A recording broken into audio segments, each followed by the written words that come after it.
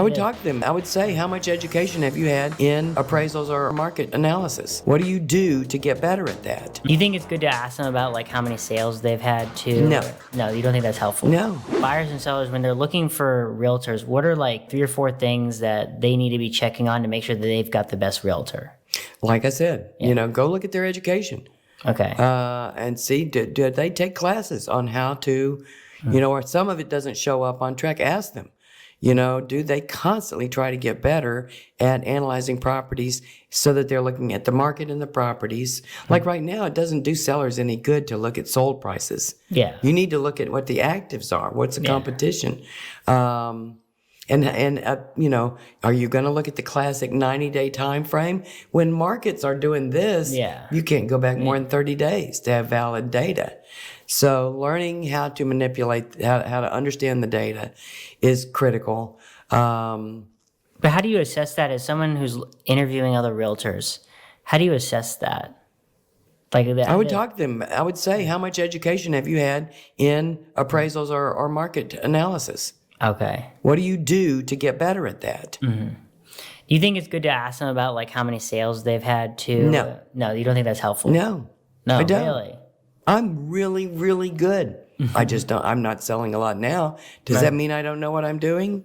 No. Okay. So there are people who pump and dump, and do a lot of sales. Yeah. But that's not a great assessment. That's not, or it's okay. It's not they're good bad. at marketing themselves. So it's a good sign they're good at marketing, but that doesn't really mean they're going to be a good agent. That's right.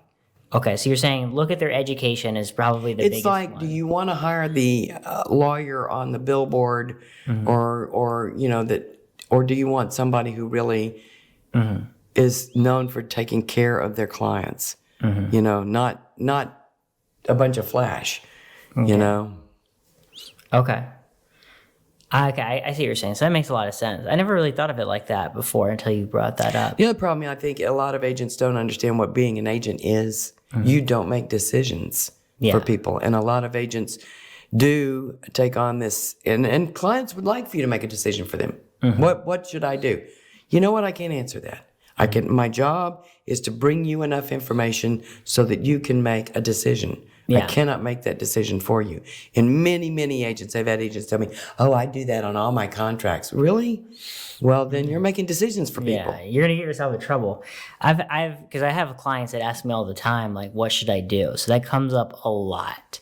No matter how much I tell them I can't make the decision for them, that doesn't stop them from like asking me. You can. You don't have their same values. You don't have their same background. You don't have their same financial situation. You don't have their tolerance for, variables in business. You're not them. You don't know. Maybe they have a different marital situation than you. You don't know all the variables. Yeah. So you can't. And really people's risk tolerance. After they make a decision, you can say, that's the one I would have picked. But you cannot tell them before. Because I'll tell you what, if you tell them before, something's going to go wrong. And they're going to come back and go, you told me to do that, Okay, I have to remember that. It's like when you say, okay, I would have done that too. Or yeah, that's okay. That's okay. Good job. I would have done that one too. Yeah. But you can't tell them before. I always find that tricky. All I say to them is like, here's all the information. I can't tell you what to do. And just kind of like, what else can I get for you? Yeah, what else can I get for you to help you make a decision? Yeah. And so generally that's enough. But people always sometimes it's tricky because you're trying to create a deal happen, but you don't want to you can't be them. You can't tell them what to do. So it's like this tricky balance of you need to.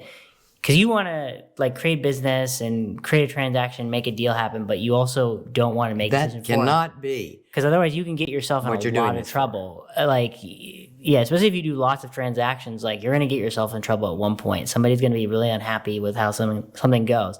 And it may not even be your fault. But that's why I think it's a tricky balance that I think a lot of realtors face in general. Yeah.